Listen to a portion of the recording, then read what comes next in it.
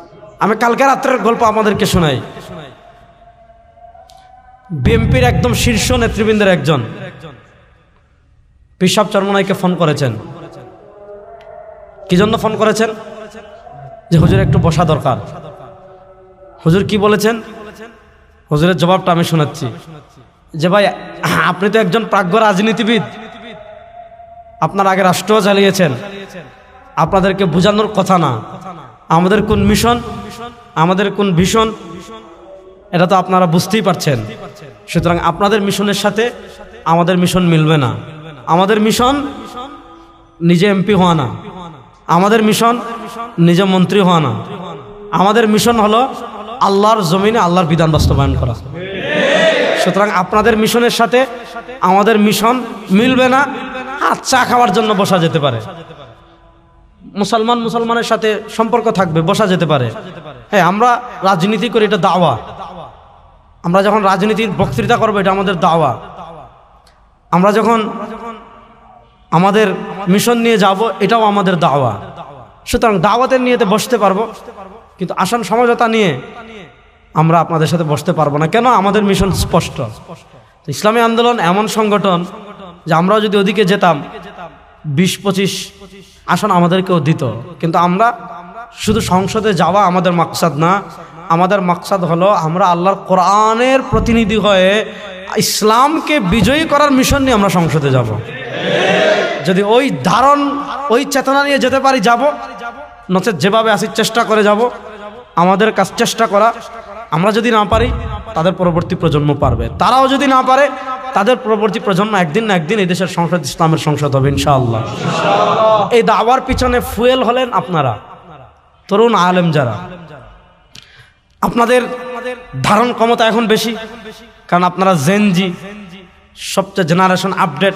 আমিও তো আপনাদের মধ্যেই, আমি তো আর বাইরের কিছু না। হ্যাঁ, এজন্য আমি সবাইকেই বলছি, হ্যাঁ আমরা হলাম জেনজি, মানে জেনারেশন জেড। আমরা হলাম সবচেয়ে আপডেট ভার্সন, মানে আমাদের পরে আর কোনো ভার্সন নাই। এই জেনজি, আপনারা যারা জেনজি আছেন, আপনাদের কর্তব্য কি? আমাদের এই যে মিশন, আমাদের এই যে ভিশন, যে আমরা ইসলামকে উম্মাহ কনসেপ্টকে ধারণ করে, দেখেন আমরা যখন মাসলাকের প্রতিনিধিত্ব করব, তখন আমরা দেওবন্দি।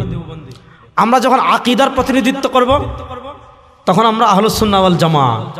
কিন্তু আমরা যখন ইসলামের বহির্ভূত কোনো আদর্শের মোকাবেলা করব, সেটা সেকুলারিজম হতে পারে, সেটা ডেমোক্রেসি হতে পারে, সেটা ন্যাশনালিজম হতে পারে, সেটা মানবরচিত তন্ত্রমন্ত্র হতে পারে, সেটা তাগুত হতে পারে, সেটা গায়রুল্লাহর কোনো অনুসারী হতে পারে, গায়রুল্লাহর বিধান মানা কোনো অনুসারী হতে পারে। যখন আমরা তাদের মোকাবেলা করব, তখন আমরা প্রতিনিধি হব উম্মার। তখন আমাদের চেতনা হবে, আমরা যারা তাওহীদ এবং রিসালাতে বিশ্বাসী, আমরা সবাই ওয়ান উম্মাহ, আমরা সবাই এক উম্মাহ। আজকের এই আলোচনা সভা ও নবীন আলেম সংবর্ধনা অনুষ্ঠানে সকাল থেকে শুরু হয়েছে, দিনব্যাপী চলবে। আমি যেহেতু অনেক দূরে যাব, এজন্য আগেভাগে চলে আসছি। যেহেতু এখানে আমাদের মাদ্রাসা, এজন্য আমি রাজি হয়েছিলাম যে দর্শ শেষ করিয়ে যাওয়ার পথে আপনাদের এখানে হাজিরা দিয়ে যাব।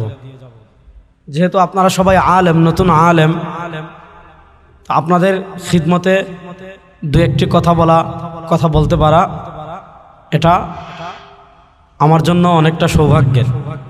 এজন্য বলছি, এখন প্রযুক্তির কারণে পুরো পৃথিবী আমাদের হাতের মুঠোয়। বর্তমান সময়ে আমাদের এগিয়ে যেতে হলে, আমাদের স্কিলকে এগিয়ে নিয়ে যেতে হলে যোগ্যতার কোনো বিকল্প নাই।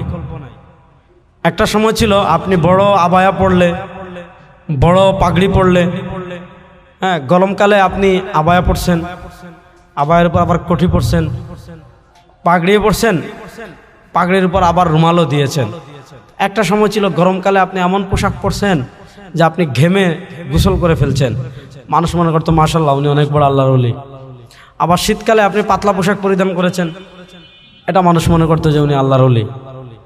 এখন মানুষ সচেতন, প্রযুক্তির কারণে মানুষ বুঝে, আর এই যুগটা হলো কাজের যুগ। অর্থাৎ আপনি যতটুকু যোগ্যতা নিয়ে এগিয়ে যাবেন, আপনি যতটুকু যোগ্যতাকে ধারণ করে এগিয়ে যাবেন, আপনি ততটুকু মূল্যায়িত হবেন, ততটুকু স্পেস পাবেন, ততটুকু কাজ করতে পারবেন। এজন্য আমরা যে লাইনে অগ্রসর হচ্ছি সেটা হলো দিন হেফাজতের রাস্তা। তো প্রিভিউয়ার্স, আজকের ভিডিওটি এই পর্যন্ত। ভিডিওটি ভালো লাগলে একটি লাইক করবেন, চ্যানেলটি সাবস্ক্রাইব করবেন। তো দেখা হচ্ছে নতুন আরেকটা ভিডিওতে। ততক্ষণ সবাই ভালো থাকুন, সুস্থ থাকুন। আল্লাহ হাফেজ।